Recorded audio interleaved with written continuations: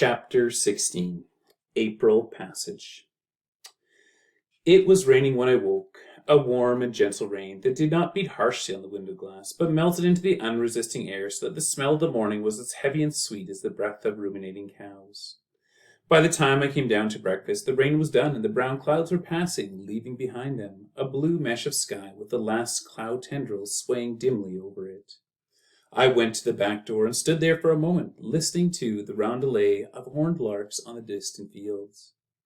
It had been a dour and ugly winter, prolonging its intemperance until almost this hour, and giving way to spring with a sullen reluctance. The days had been cold and leaden, and the wet winds of March had smacked of the charnel house.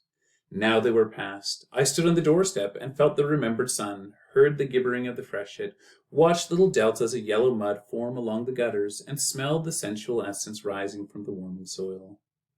Mutt came to the door behind me. I turned and looked at him, and time jumped suddenly, and I saw that he was old. I put my hand on his grizzled muzzle and shook it gently. "Spring's here, old-timer," I told him, "and who knows, perhaps the ducks have come back to the pond." He wagged his tail once and then moved stiffly by me, his nostrils wrinkling as he tested the fleeting breeze.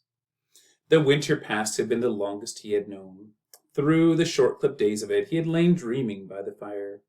Little half-heard whimpers had stirred his drawn lips as he journeyed into time in the sole direction that remained open to him. He had dreamed the bitter days away, content to sleep. As I sat down to breakfast, I glanced out the kitchen window and I could see him moving slowly down the road toward the pond. I knew that he had gone to see about those ducks, and when the meal was done, I put on my rubber boots, picked up my field glasses, and followed after. The country road was silver with the runnels of thawed water and bronzed by the sliding ridges of melting ruts. There was no other wanderer on that road yet. I was not alone, for his tracks went with me, each paw print as familiar as the print of my own hand. I followed them, and I knew each thing that he had done, each move that he had made, each thought that had been his, for so it is with two who live one life together. The tracks meandered crabwise to and fro across the road. I saw where he had come to the old "Trespassers Forbidden" sign, which had leaned against the flank of a supporting snowdrift all the winter through, but now was heeled over to a crazy angle. One jagged end tipped accusingly to the sky, where flocks of juncos bounded cleanly over and ignored its weary threat. The tracks stopped here, and I knew that he had stood for a long time, his old nose working as he untangled the identities of the many foxes, the farm dogs, and the hounds which had come this way during the winter months. We went on then, the tracks and I, over the old corduroy and across the log bridge to pause for a moment where a torpid garter snake had undulated slowly through the softening mud. There Mutt had left the road and turned into the fallow fields, pausing here and there to sniff at an old cow flap, or at the collapsing burrows left behind by the field mice underneath the vanished snow. So we came at last to the beech woods and passed under the red tracery of budding branches where a squirrel jabbered its defiance at the unheeding back of a horned owl, brooding somberly over her white eggs.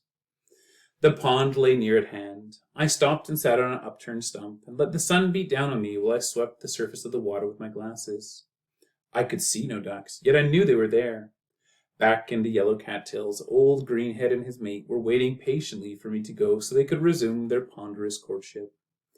I smiled, knowing that they would not long be left in peace, even in their secluded place. I waited, and the first bee flew by, and little drifting whorls of mist rose from the remaining banks of snow deep in the woods. Then suddenly there was the familiar voice, raised in wild yelping somewhere among the dead cattails, and then a frantic surge of wings, and old Greenhead lifted out of the reeds, his mate behind him. They circled heavily, while unseen beneath them, Mutt plunged among the tangled reeds and knew a fragment of the ecstasy that had been his when guns had spoken over other ponds in other years. I rose and ambled on until I found his tracks again beyond the reeds. The trail led to the tamarack swamp, and I saw where he had stopped for a moment to snuffle at the still, unopened door of a chipmunk's burrow. Nearby there was a cedar tangle, and the tracks went round and round beneath the boughs where rough grouse had spent the night. We crossed the clearing, Mutt and I, and here the soft black mold was churned and tossed as if by a herd of rutting deer, yet all the tracks were his. For an instant I was baffled, and then a butterfly came through the clearing on unsteady wings, and I remembered. So many times I had watched him leap and hop and circle after such a one, forever led and mocked by the first spring butterflies. I thought of the dignified old gentleman of yesterday who had frowned at puppies in their play.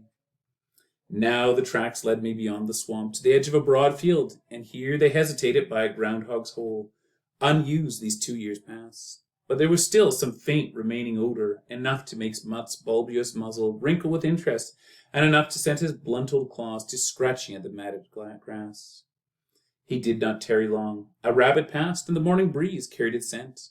Mutt's trail veered off abruptly, careening recklessly across the soft and yielding furrows of October's plough, slipping and sliding in the frost-slimed troughs. I followed more sedately until the tracks halted abruptly against a bramble patch. He had not stopped in time. The thorn still held a tuft or two of his proud plumes.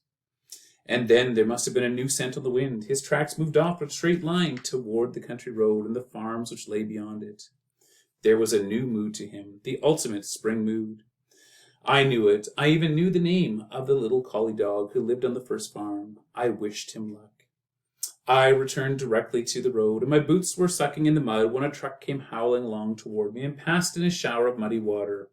I glanced angrily after it, for the driver had almost hit me in his blind rush.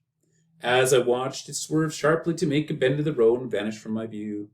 I heard the sudden shrilling of brakes, then the roar of an accelerating motor, and it was gone. I did not know that, in its passing, it had made an end to the best years that I had lived. In the evening of the day, I drove out along the road in company with a silent farmer who had come to fetch me. We stopped beyond the bend and found him in the roadside ditch. The tracks that I had followed ended here, nor would they ever lead my heart again. It rained that night, and by next dawn even the tracks were gone, save by the cedar swamp where a few little puddles dried quickly in the rising sun. There was nothing else save that from a tangle of rustling brambles some tufts of fine wood hair shredded quietly away in the early breeze and drifted down to lie among the leaves. The pact of timelessness between the two of us was ended, and I went from him into the darkening tunnel of the years.